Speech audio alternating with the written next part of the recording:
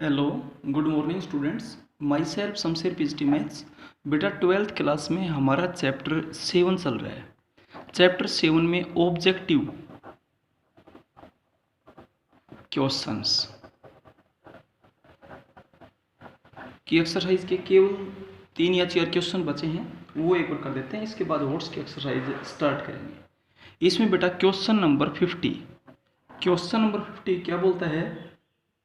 Examine the applicability of Rolle's theorem of the function. देखिए, आपसे जो फंक्शन दिया वो दे रखे है x⁻²/3 और x बिलोंग करता है -1 से 1 का close interval.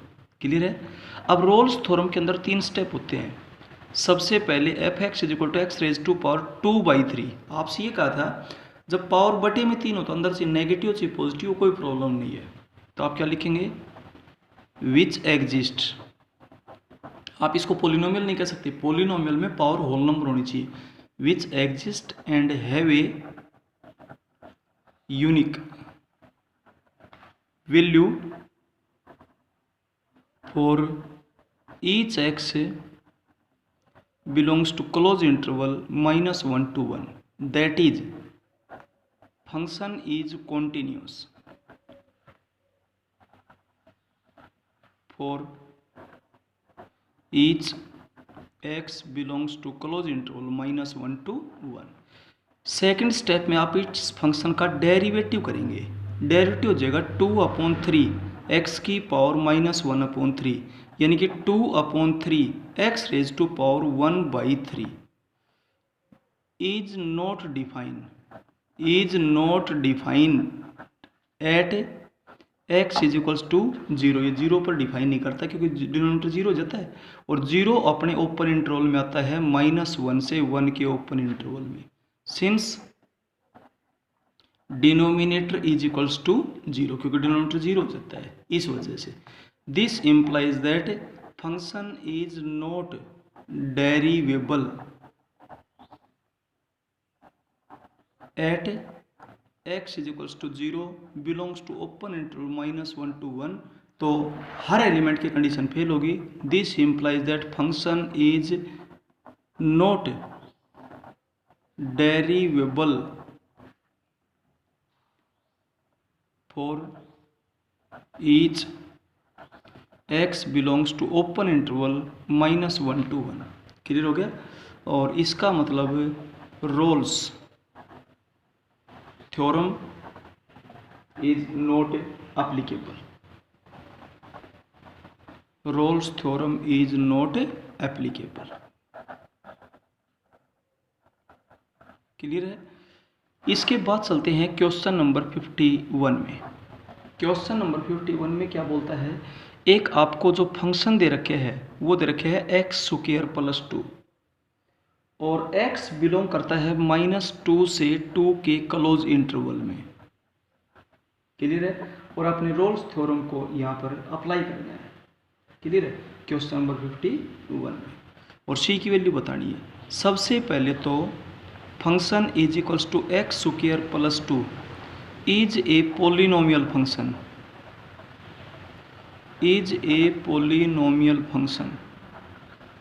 Which is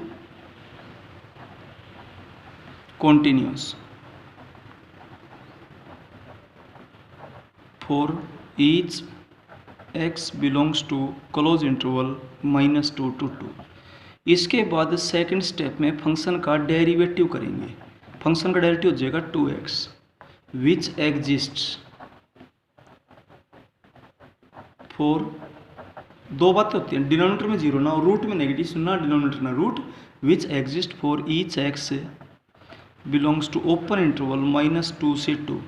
This implies that function is derivable for each x belongs to open interval -2 से 2। इसमें भी आपको रोल्स थ्योरम अप्लाई करनी है, तो रोल्स थ्योरम के 3 स्टेप होते हैं।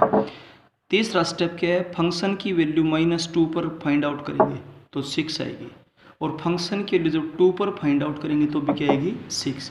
इसका मतलब f of -2 = f of 2। Hence all 3 conditions of Rolle's theorem are satisfied by given function, then there exists at least one point C belongs to open interval -2 to 2 so that f dash c is equals to 0। F dash C आपके पास क्या हो जाएगा 2c is equals to 0। This implies that c is equal to 0 which belongs to -2 से 2 hence proved. ये आपके पास prove हो गया। अब सुनिए बेटा ध्यान से क्वेश्चन नंबर 52 का जो क्वेश्चन है ना वो बिल्कुल एक्सरसाइज है ना आपकी जो 7.11 उसमें थर्ड क्वेश्चन का फर्स्ट पार्ट है same as question number third का फर्स्ट पार्ट इन एक्सरसाइज 3.11। इसके बाद question number 53 same as question number third का third part in exercise 3.11। Try your self.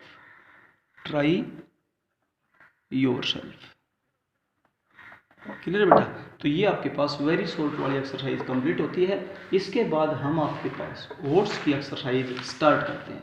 ठीक है, तो इस चैप्टर में बेटा जो हॉर्स की एक्सरसाइज है उसमें फर्स्ट क्वेश्चन देखिए क्या है। हॉर्स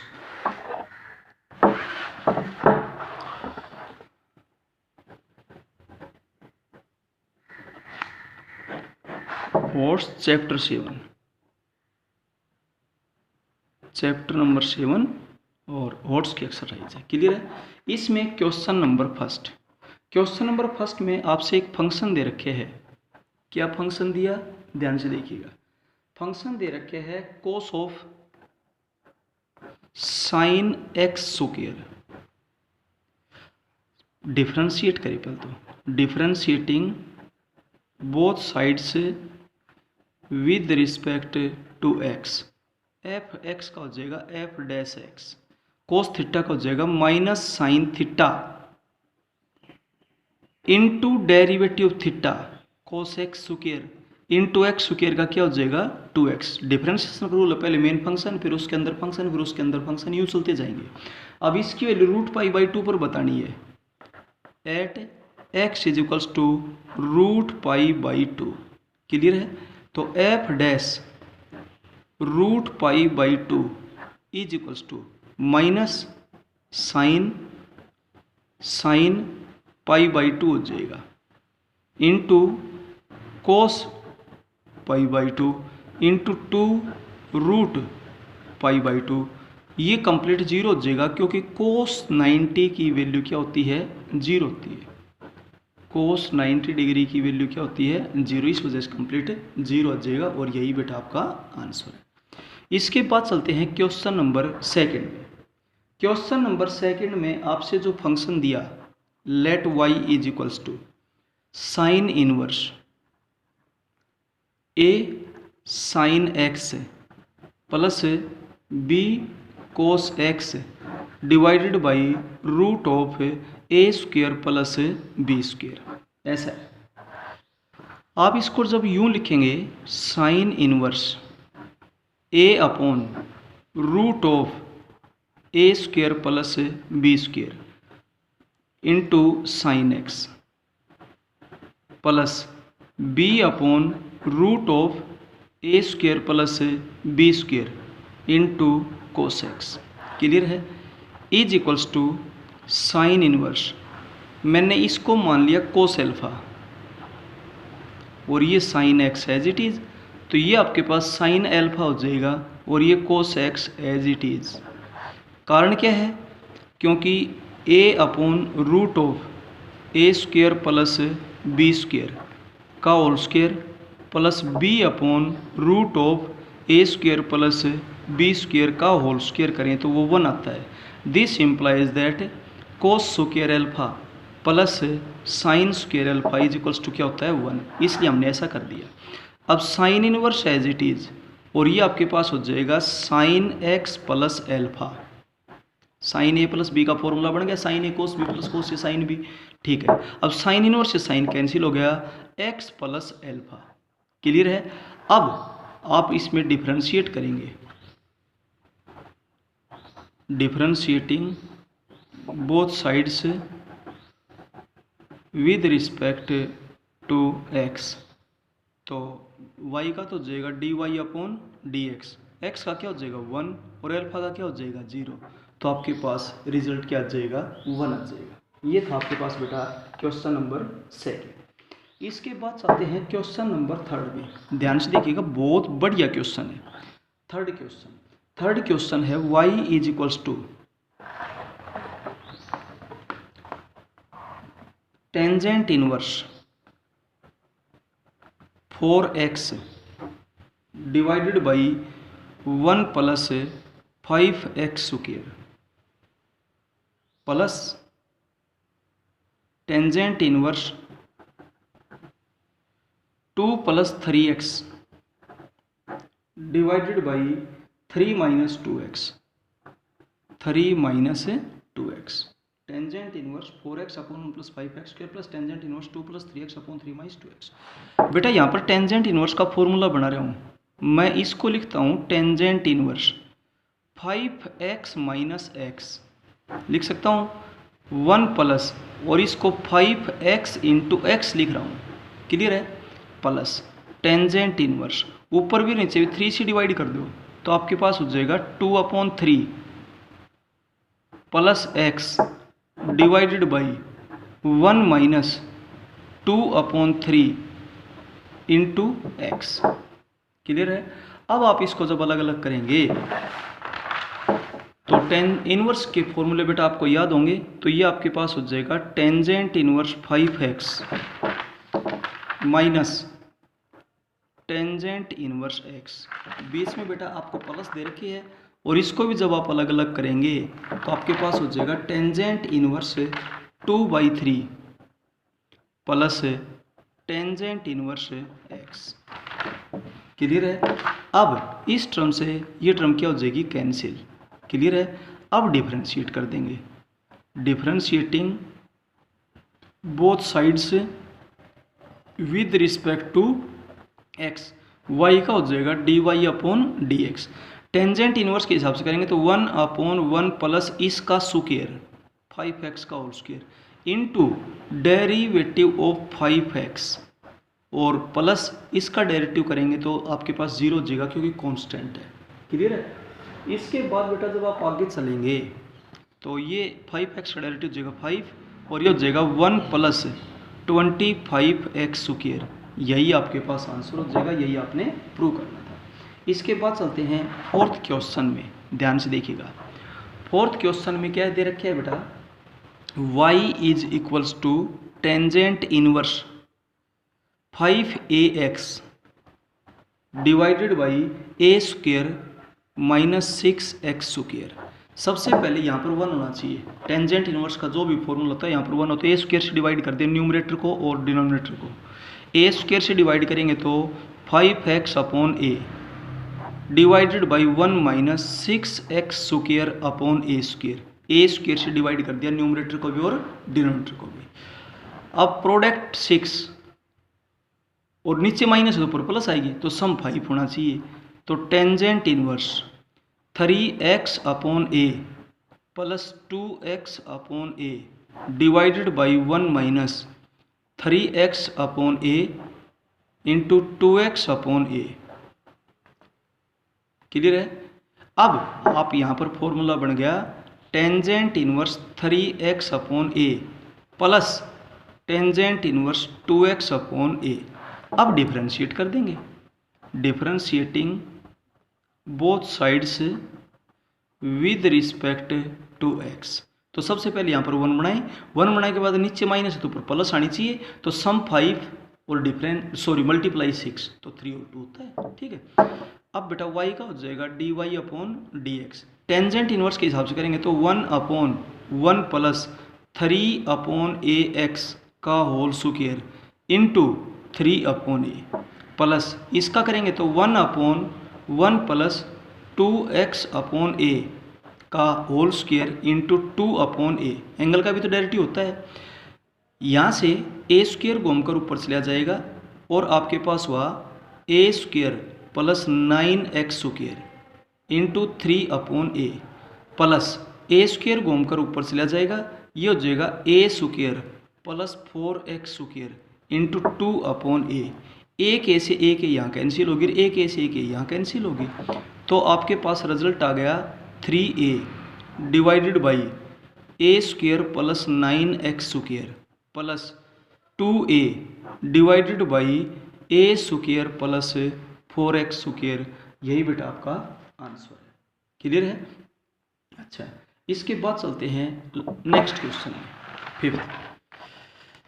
बेटा इसमें जो फिफ्थ क्वेश्चन दे रखे है, फिफ्थ क्वेश्चन क्या दिया, y is equals to half of log of 1 minus cos 2x divided by 1 plus cos 2x।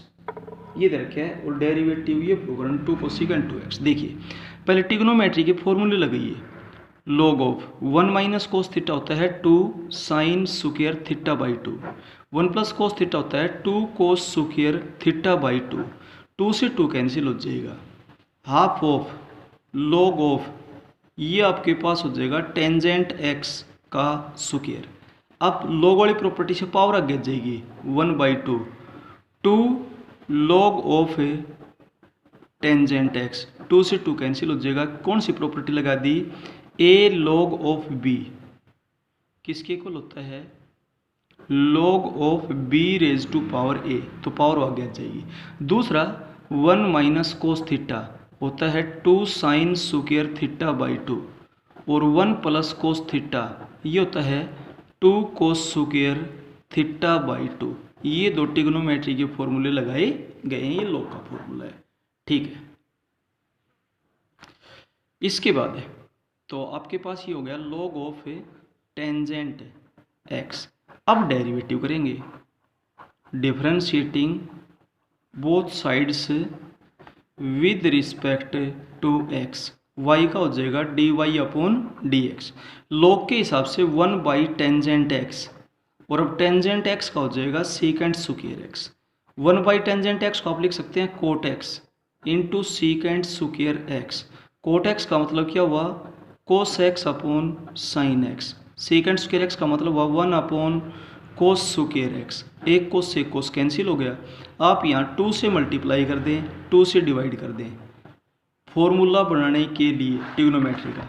ये 2 एज इट इज, ये आपके पास हो जाएगा साइन 2x, साइन 2x ऊपर जाकर हो जाएगा कोसिकेंट 2x। क्लियर है? यही बेटा आपने प्रूव करना है। इसके बाद चलते हैं क्वेश्चन नंबर 6 में, ध्यान से देखें। 6th क्वेश्चन में आपके पास दे रखे हैं xy into log of x plus y is equals to 1। Differentiate करेंगे, differentiating both sides with respect to x। तीनों का प्रोडक्ट ध्यान दीजिए, first as it is, second as it is, derivative of third log of x plus y plus first as it is, third as it is, derivative of second plus second as it is, third as it is और derivative first और right hand side 1 का derivative क्या हो जाएगा, 0 हो जाएगा आपके पास। Clear है? अब आप इसको जब सोल्व करेंगे तो x इंटू वाई, इसका डेरिवेटिव लॉग के हिसाब से हो जाएगा 1 अपॉन एक्स प्लस वाई और अब अंदर वाले का हो जाएगा 1 plus d y upon d x plus x log of x plus y into d y upon d x plus y log x plus y, x का डेरिवेटिव 1 होगा is equals to 0। अब आप इसको जब अंदर मल्टीप्लाई करेंगे तो 1 से करेंगे तो x y upon x plus y plus x y upon x plus y into d y upon d x plus x log x plus y into d y upon d x plus y log x plus y is equals to 0। आप इन दोनों terms को left में रख ले, x y upon x plus y plus x log x plus y और d y upon d x आपने common ले लिया। ये टर्म्स जाकर माइनस की हो जाएंगी, तो माइनस में कॉमन ले लेता हूँ। आपके पास क्या हो गया, x y upon x plus y plus y log x plus y. दोनों तरफ से एलसीएम एक्स प्लस वाई आएगा, एलसीएम से एलसीएम कैंसिल हो जाएगा, तो आपके पास हो गया x y plus x plus y into x into log of x plus y into d y upon d x is equals to minus x y plus y x plus y log of x plus Y multiply में उसको divide में भेज दीजिए, यही आपका result आ गया। तो d y upon d x आपके पास हो जाएगा minus x y plus y into x plus y log of x plus y divided by x y plus x into x plus y log of x plus y. यही बेटा आपको prove करना था। Clear है? अब आप इसको आगे सोल्व करें तो आगे सोल्व भी कर सकते हैं, अगर इतना ही छोड़ दें तो इतना भी आप छोड़ सकते हैं। क्लियर है? ऊपर से y कॉमन आ जाएगी, नीचे से x कॉमन आ जाएगा और यही आपके पास से प्रूव हो जाएगा। क्लियर है? इज इक्वल्स टू माइनस ऊपर से y कॉमन आ जाएगी, नीचे से x कॉमन आ जाएगा। ऊपर से y कॉमन लोगे तो आपके पास क्या बचेगा, x plus y log of x plus y divided by, नीचे से आप x कॉमन ले रहे हो तो आपके पास बचेगा y plus x plus y log of x plus y. बस बेटा यही आपके पास है रिजल्ट है। क्लियर है? आगे के क्वेश्चंस बेटा हम नेक्स्ट वीडियो में करवाएंगे। Okay, thank you.